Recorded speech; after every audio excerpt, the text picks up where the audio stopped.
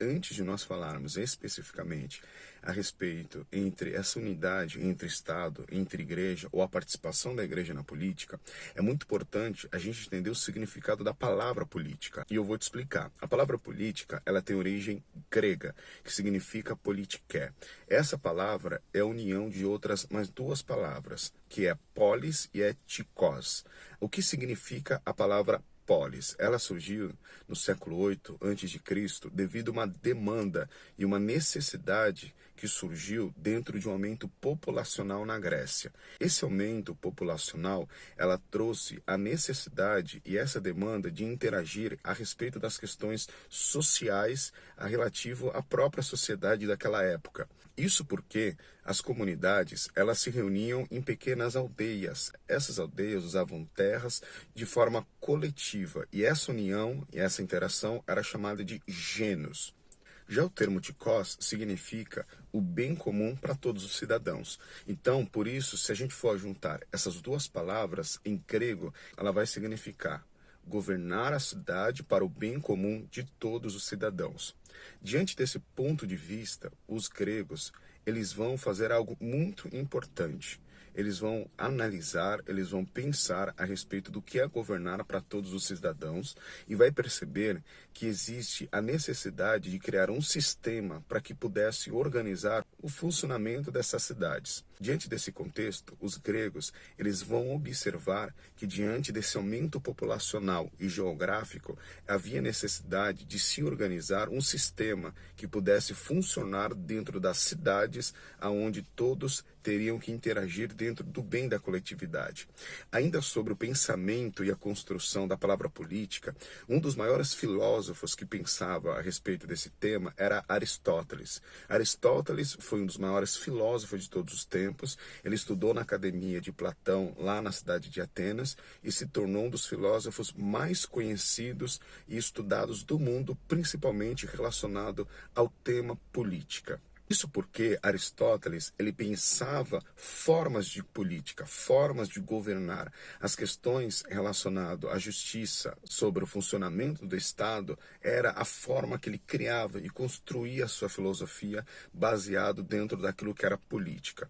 Aristóteles tem uma frase muito importante, muito conhecida, que diz o seguinte: o homem é um animal político, porque tem a capacidade de pensar, aprender, falar e de se relacionar e conviver dentro da sociedade. Com essa introdução, dá para perceber que uma sociedade sem política, ela tem dificuldade de sobrevivência, principalmente no mundo que nós vivemos na atualidade, globalizado e um mundo capitalista, sem política e sem essa organização seria impossível ter um Estado organizado e gerido de forma muito adequada. Agora, falar a respeito dos evangélicos relacionado ao tema política, é muito importante nós usarmos um texto. O próprio Jesus disse no Evangelho de João, capítulo 17, versículo 18, que diz o seguinte: assim como tu me enviaste ao mundo, também eu os enviei ao mundo. O que isso significa? Significa que nós, embora não sejamos do mundo, nós estamos no mundo e dentro do mundo nós temos os nossos deveres e as nossas responsabilidades, os nossos direitos e os nossos deveres. Não estamos, como diz o filósofo cristão, nós não vivemos dentro de uma ilha, nós temos as nossas responsabilidades e para que a sociedade ela funcione, precisamos atuar dentro dessa organização e dentro dessa coletividade. Porém, existe uma grande questão a respeito desse nosso envolvimento dos evangélicos. Por isso, vamos tentar amplificar um pouco o pensamento. Vamos falar um pouco sobre o aumento evangélico no Brasil.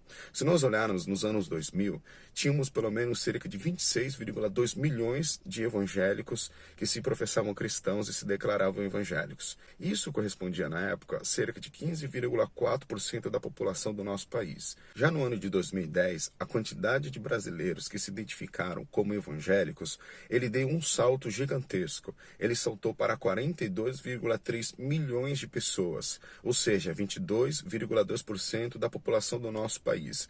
Em 2020, se nós pegarmos a pesquisa daquela época, pelo menos segundo o Instituto de Pesquisa Datafolha, ele publicou uma pesquisa dizendo que os evangélicos, eles já representariam naquela época 31% da população brasileira dentro do nosso país, o que à época dava basicamente 65 milhões de pessoas que se professavam também evangélicos. Dentro desse ponto de vista de crescimento evangélico e também explosivo, é muito importante a gente entender que isso vai impactar os evangélicos diretamente dentro da nossa sociedade e, de consequência, dentro da política. Então, começaram os políticos a olhar para esse nicho, para olhar para essa pauta evangélica, também para garear vários votos. E, em contrapartida, também os evangélicos começaram a olhar para a política de uma forma diferente, aonde ele poderia participar de forma mais ativa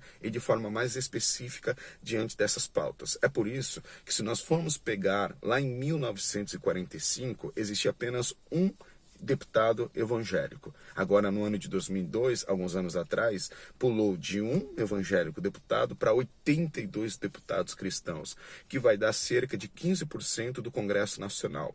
Isso trouxe ao Congresso Nacional a chamada bancada evangélica, que tem como defesa ou que tem como pautas conservadoras e morais, lutar a respeito de temas como aborto, impedimento da legalização da maconha e algumas pautas conhecidas como progressistas. Esse crescimento, portanto, esse crescimento exponencial de evangélicos trouxe pelo menos duas características que seriam muito importantes nós falarmos. A primeira é que a política, ela começou a entrar dentro da igreja sem precedentes e de forma muito exagerada. Muitos altares se transformaram em palanques políticos, onde o candidato que não professa nenhum tipo de fé, nenhum tipo de conhecimento bíblico, não existem princípios na sua vida e nem caráter, ele sobe em cima dos altares, sem nenhum tipo de comprometimento com fé e com as pautas evangélicas, e logo em seguida eles desaparecem após a sua eleição ou a sua candidatura.